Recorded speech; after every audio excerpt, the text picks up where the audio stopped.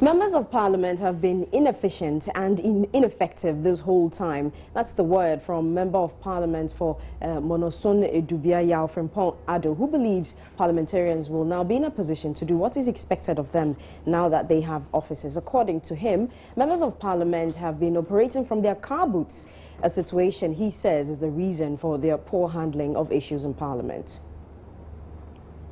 Over the years, since the inception of this parliament, the Fourth Republican Parliament, MPs have not had offices. So we use our cars to be our offices, and it's not been the best at all. So the summary of my expectation is this: we are going to be very efficient from today, because if you have an office, you can go to Parliament very early in the morning, do a whole lot of research before you move into the chamber. So based on what you are saying, all the while parliamentarians have not been as effective and efficient as we want them to be. No, seriously. I mean, you can't operate from your car. You can't operate from your car boot. Could that account for the reasons why many have questioned some of the bills that have come to Parliament, and some bills that have been passed? No. Yeah, you may be right to some extent, but I would not assign that particular reason as the main reason why some of these bills are passed. So it could be a contributory factor. Sure. No doubt about it. Because if you bring a voluminous document to me and I need to look through that document in my car, you understand? There's no way I can do any efficient job on that thing. So you go and you just maybe the executive summary, you finish reading it and you make inputs. Seriously speaking, as far as I'm concerned, you will not be that efficient. So that's what members of Parliament usually do. They just deal with executive summaries of bills that you don't even have time, because the voluminous nature of the work and the fact that you don't have an office to do some extra hours good reading would account for. He adds that the job being done by some 275 members of Parliament can be effectively carried out by just about 50 of them. If you ask me, I would say that maybe 50 people can do the work. 50 people can do the work? Yeah, but looking at, you see, the member of Parliament is not fixed in that structure called Parliament House. You have a constituency, and for you to be very effective, you not need to have a very large constituency. You can never be effective over there. That is how come some constituencies are divided the moment the population gets to a certain limit, and then you look at the land size that the person cannot cover this inefficiently.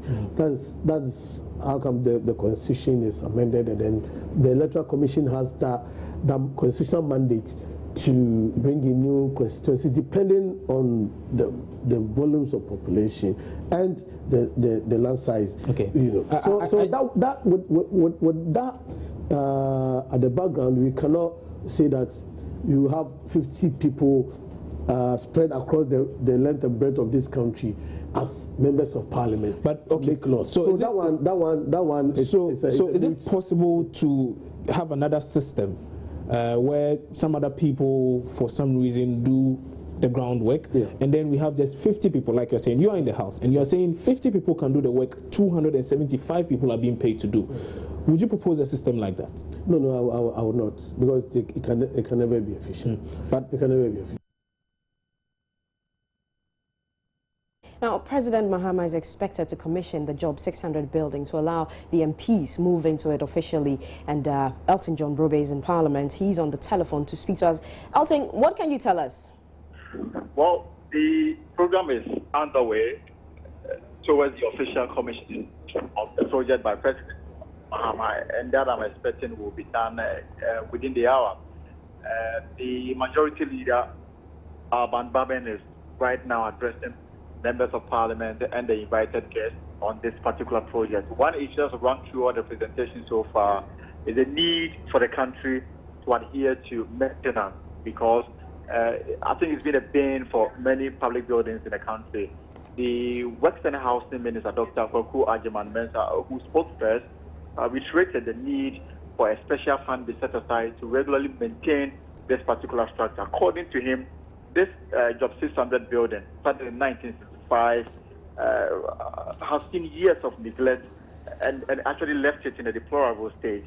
Now, government commitment to ensure that members of parliament have access to comfortable office accommodation, put together a team, and got funding from the Fidelity Bank, Carl Bank, and Standard Chartered Bank, and together they put their resources together, and that's how come today we are seeing this beautiful edifice. Very well, Elton, I'm going to have to interrupt you right now so that we can take the live feed of Alban Bagbin, Majority Leader in Parliament. But hold that line, Elton.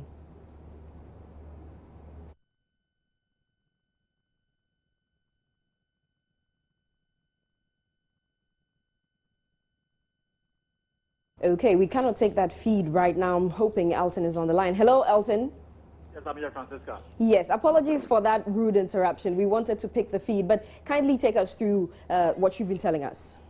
Right, so what has happened so far, the Works and Housing Minister, Dr. Koku Ajiman-Mensah, announced to the gathering that funding this particular project came from three banks, Fidelity Bank, Carl Bank, and Standard Chartered Bank, and together they put resources together. That's how come today we are seeing this beautiful edifice. According to him, they are the era where members of parliament pass that document in the boot of their vehicle after the commissioning ceremony, because they would have access to their offices, they will have access to research assistance, and they will help in the discharge of their duties as members of the legislature. The minority leader, when took his turn to address members of parliament at the gathering, proposed that this edifice, Job 600 building, be named after a personality who has contributed significantly to parliamentary democracy. He fell short of mentioning names, but he called on the leadership of parliament, he called on the presidency and the ministry to consider his proposal and name this edifice after a personality who has contributed to parliamentary democracy. He mentioned previous speakers who worked on this particular project. One name that stood out in his presentation was the late Speaker Alajete, who served as Speaker of Parliament some time back. I would not be surprised if he is the president is proposing that this particular edifice be named after him. Once he was done, the majority leader, Alban Bagbin, said that now members of parliament will have their privacy to work, but this deepens parliamentary democracy in the country. According to him, Ghana's parliament is ranked among the finest in the world, and this offices only adds to the dignity of members of parliament. The Speaker of Parliament, Edward Doajaho, has now taken a stand to address the gathering. When he's done, President John Mahama will also address the gathering, and then we'll head towards the project commission. What will follow will be a tour of this particular facility.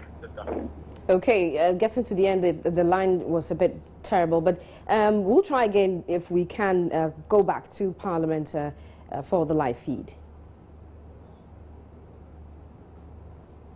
Okay, I'm told that we cannot bring you that. But thanks, Elton John Brewer, bringing us the latest from Parliament. We'll move on to other stories. And commissioned intensive care unit of the Burn Center at Kolebu Teaching Hospital is rotting away because of lack of adequate equipment for full operation of the facility. Director of the center, Dr. Opokuwari Ampoma, tells Joy News urgent help is needed to refurbish the unit or it will continue to rot. He added many deaths at the center can be prevented if operations are enhanced.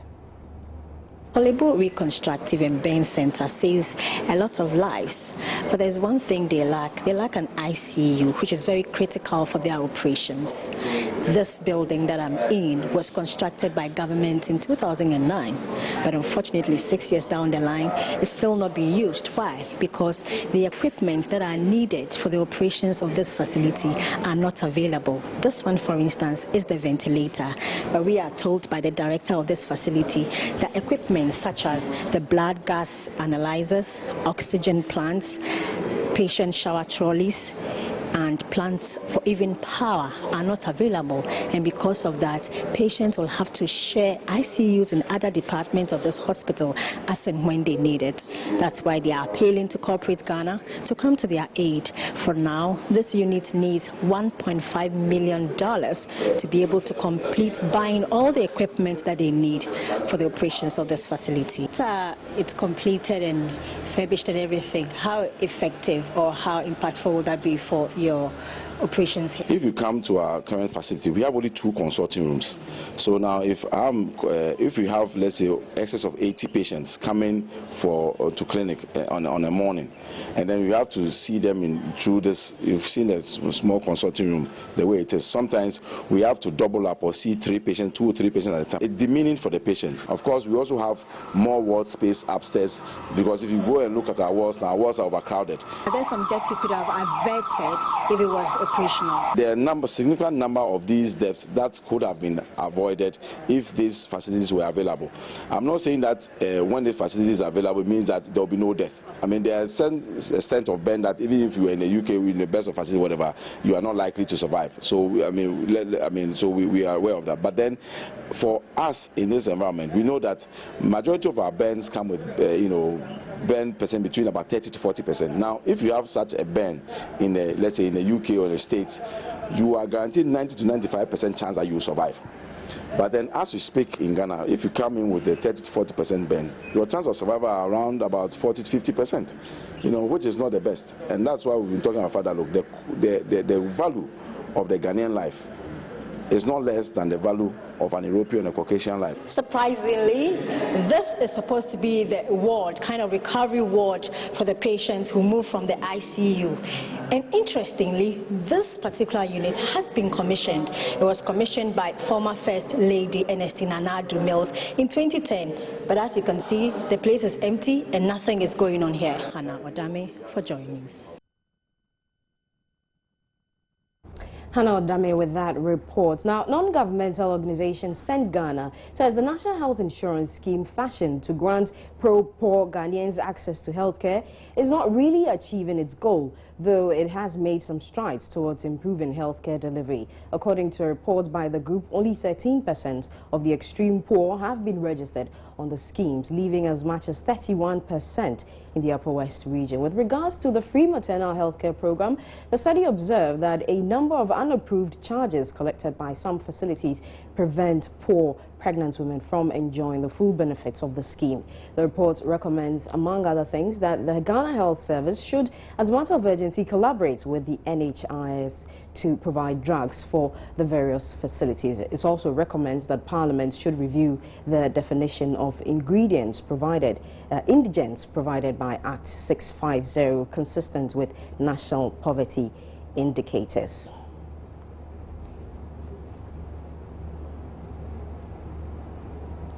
Well, today on the AM show, Programs Officer of Send Ghana, Damu Mukaila, gave some highlights of the report.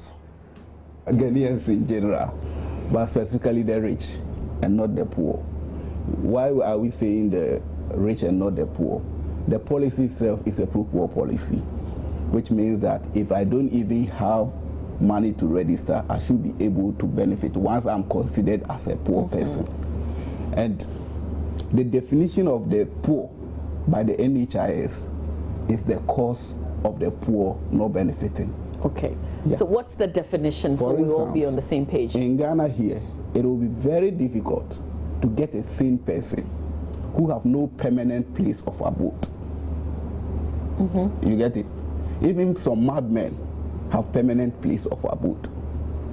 So if somebody is poor and that person has a permanent place of abode, according to Act 650, he is not considered as a poor person to be registered under the indigent category. The person should not have employment. He should be unemployed. And he shouldn't have an identifiable source of income.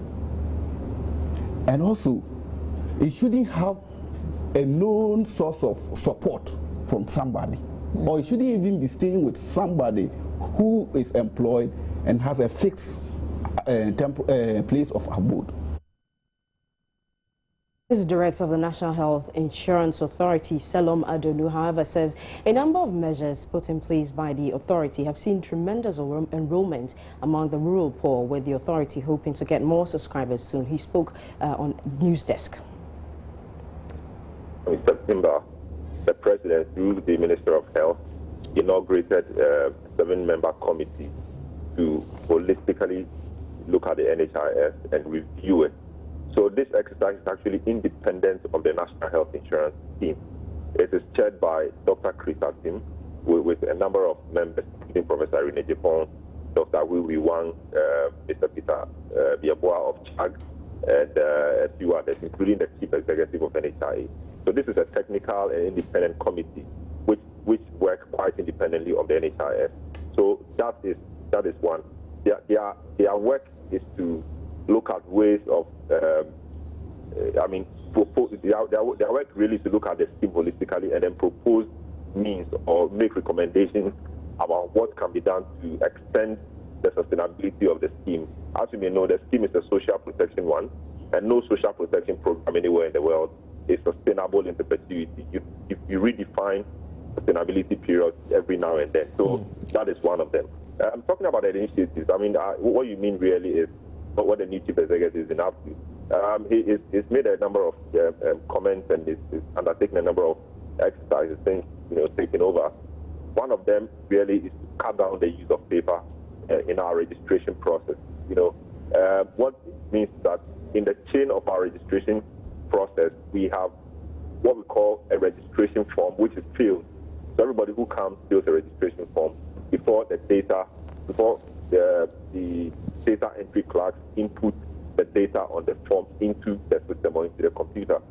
He feels that that process could be cut out, and when we worked the calculations, we realized that we could save over 4 million Ghana cedis. Meanwhile, the Health Insurance Service Providers Association says the NHI owes members of its association about 4 months of service they have rendered. Executive Director of the Health Insurance Service Providers Association, Frank Toblu, was speaking on the AM show on the sustainability of the scheme. Presently, I think the scheme is having some challenges. We must all admit that. That is to say that currently the challenges that the scheme is facing is financing. That is one of the major challenges, because if it comes to the level of paying claims to the service providers and the funds are not readily available, it goes to do a whole lot of things. Sometimes you will agree with me that people get to the hospitals, the providers tend to demand cash for some of the services because they also feel that it is important for them to have access to cash to enable them procure some medicines in one way or the other to continue to run the health insurance from time to time. So financing on whose parts? I might say from the government. That is, if the fundings are made available to the National Health Insurance Scheme, obviously they will release it to the service providers as well. So this issue is not new. It is. So how bad is the situation today? The situation as we speak today, it's better than it used to be some time back. I must confess that, because presently hospitals are getting money at certain regular intervals, as against when sometimes back they have to wait for a longer period of time. The ideal situation. Some persons believed to be NPP members have ransacked the Asawase office of the party in the Ashanti region. Love FM's Prince Appiah has been following this development and joins us. Prince, what can you report? Hello, Prince. Hello. Yes, tell us what you can report. Yeah, I would say that about 30 minutes past 10 this morning, some young men believed to be members of the Asawase NPP, they numbering about 8. They were building machete and some plastic containers that is believed to contain petrol, because when they got to the scene, they were threatening to burn down the place. Now, their issue is that yesterday, the chairman of the Asawase constituency, I.K. Brenya, organized some members of the party to go to Accra to protest next National Executive Council's decision to suspend Paul Afoko. For these people, they think that the chairman is against Nana Akufo-Addo again, and his decision to do that wasn't in the right form. So for them, they don't want him to come to the party at all. So yesterday, they came and then closed down the party office. But for this morning, those who went to Accra yesterday came, and upon hearing that, they came to open the party office. and that is what brought about the situation today. When they got to the scene, one of them, whose name is Tanko, was holding a machete. He got to the premises and saw one of the electoral coordinators, whose name Zakari Said, and he used the machete on his back, hit him several times. I suppose that because he didn't use the front of the sharp edge of the cutlass, the man didn't wasn't injured, I should say. But he hit him several times, and it was an eyesore. All the people who were living around were surprised at what was happening. It is in a residential facility, so all those who were living around had to come out. They were all afraid because some of them were even holding shotguns. So they were all afraid. They had to run for their life, sort of. So that is what happened at the Asawasi constituency party headquarters today. Very well, Prince. Do you know if this has been reported to the police? Yeah, after the time I was speaking to the gentleman in question, the gentleman who was attacked by these people, he had not gone to report to the police. But a constituency youth organizer who came later told me that he was going to report, but this person hadn't gone. But I believe that by now he should be heading to the police station to report. I should say that there are some police stations actually very close to the area. But is any party or regional executive speaking about this incident with regards to what they're going to do next? Can you come again? What are the party officials saying about what they're going to do next? Yeah, when I spoke to the constituency executive, Asawasi constituency executive, he didn't want to go on record. But what he said was that they are going to do all they can to bring peace in the party. That's all he could tell me, and that he's not going to comment on any other thing. But that they are going to ensure that they will bring peace to the party. I've been trying to reach the regional secretary, Sampine, to comment on the issue, but it's been very difficult. We'll leave it here and see how things pan out, but thank you very much. That's Love FM's Prince Appear from the Ashanti region. You're watching Joy News today with me, Francisca Kakrafor. So take a quick break. More stories coming up.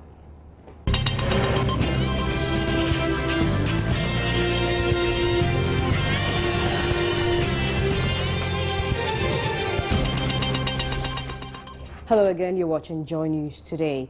Traders at the Babile market in the Laura district are counting their losses following a fire outbreak at the market. The fire is said to have consumed 11 sheds at the market and burned to ashes several property worth thousands of Ghana cedis. Rafiq Salam joins us with details from Babile on the telephone.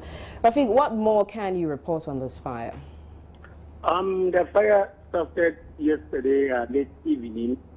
And as Rubato said, 11 sheds burnt into ashes. And then what happened was that, remember, 4 years ago, the same market got burnt. It started from the same area.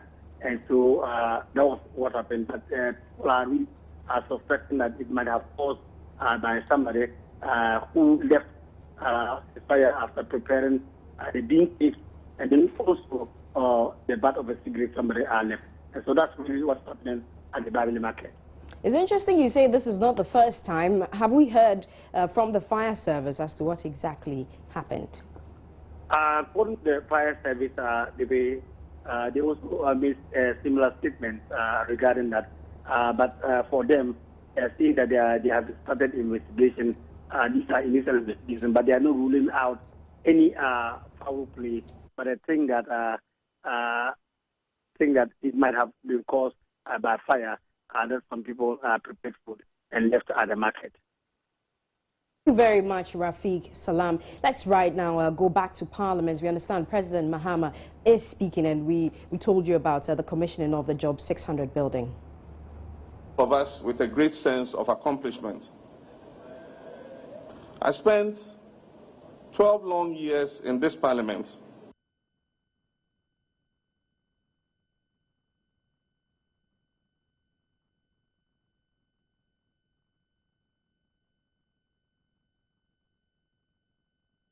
Apologies for that. We'll keep our eyes on that and fix it and bring you details subsequently. But the husband of a 40-year-old woman who allegedly murdered her 2 children in the Western region says the woman's family pleaded with him to allow the 2 girls live with her.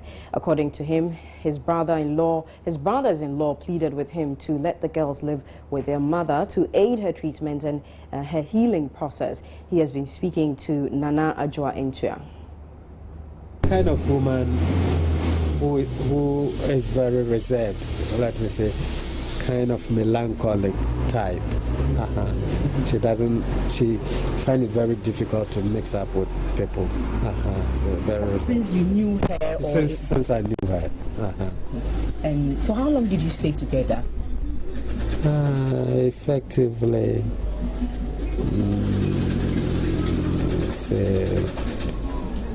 let me say 3 years. So even with the 2 girls, the time you were staying together, you were with the girls? I mean, she had given birth already? Given birth to the first one. So 2 years after she was about to deliver the second one, she went to Accra. Where was she working? Was she working? Yeah. Believe she could have done this, poison these 2 kids. Yes. Do you believe she did? Yes, she had threatened before. She had actually threatened that? 1, 2. One of my sisters also. In fact, they don't know her. If they joke, she would take the lives of the kids and herself, and everything would end there. Why? That one I don't know. A lot of misunderstanding occurred. And she had also told me before, upon disagreement, because she's the melancholic type, she dwells on small things to make cases, You blame her? Maybe it's the condition. Oh, that one I cannot say that. She was doing it in our courtship times. So she had also said to me that maybe I don't know her very well.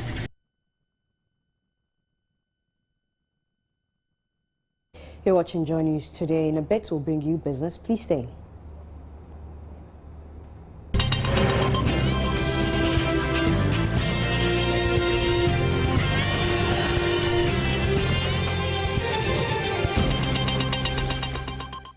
Cashew farmers and processors fear the industry could collapse if a lot is not done to improve lending to the sector. This follows the suspension of government guarantees which enable them to access cheaper loans from banks. Speaking with Joy Business at a stakeholders meeting, President of the Cooperative Cashew Farmers and Marketers Association, Kweku Edu, said this has adversely affected processing. One of the problems is financing. It's very difficult to get a finance for the cashew processing, and like we know, cashew has become a very expensive commodity in the country, not like when we started in 2011.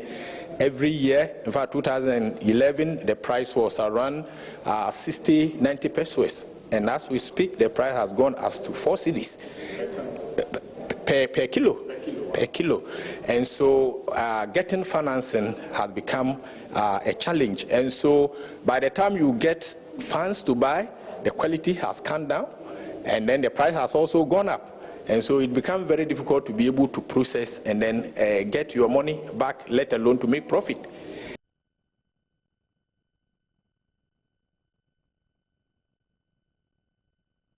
At the moment, they are faced with basic challenges.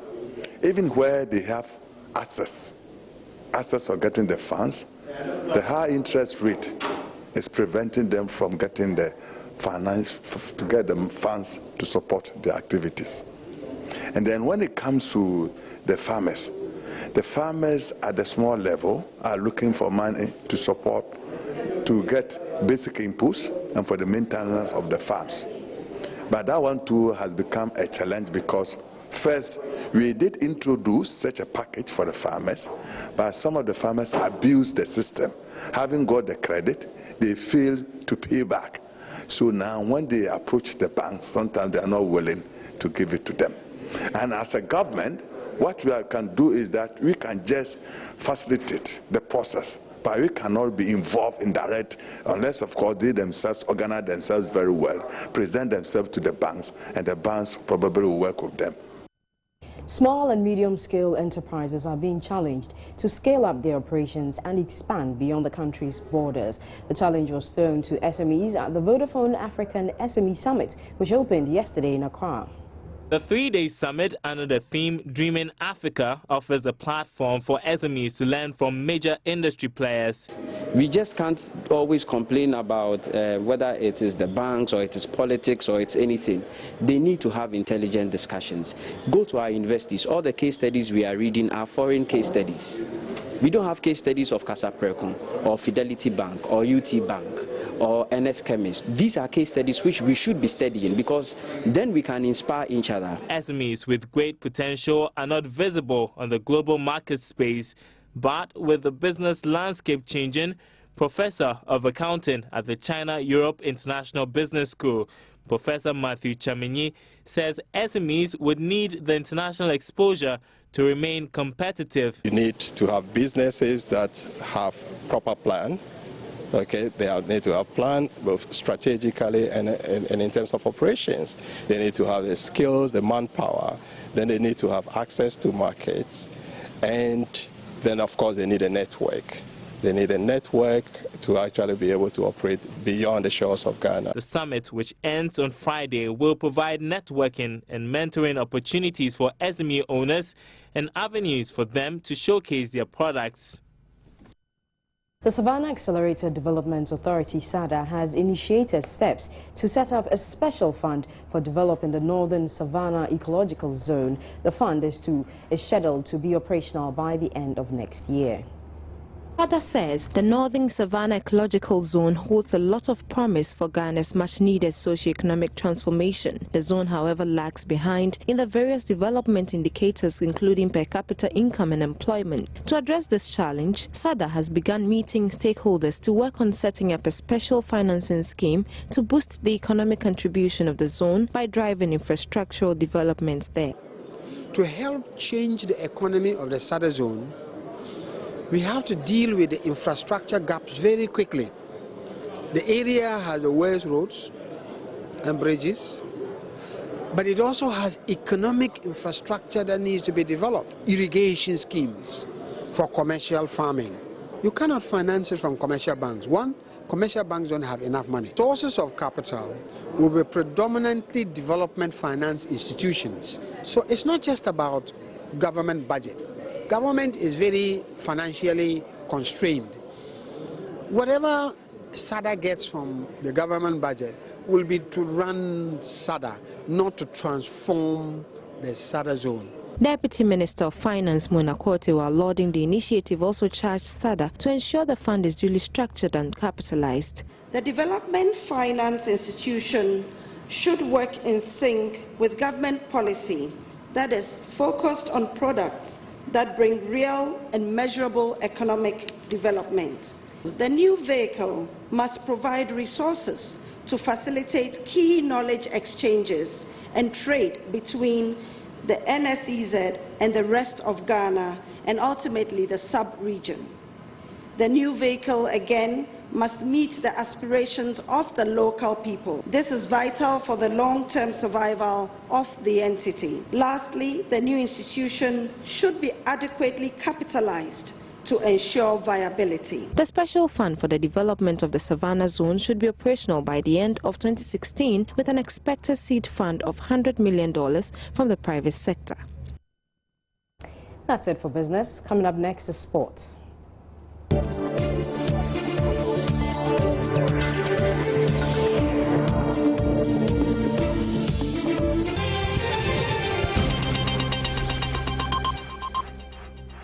And that's it for Joy News today, but there's more news on myjoyonline.com.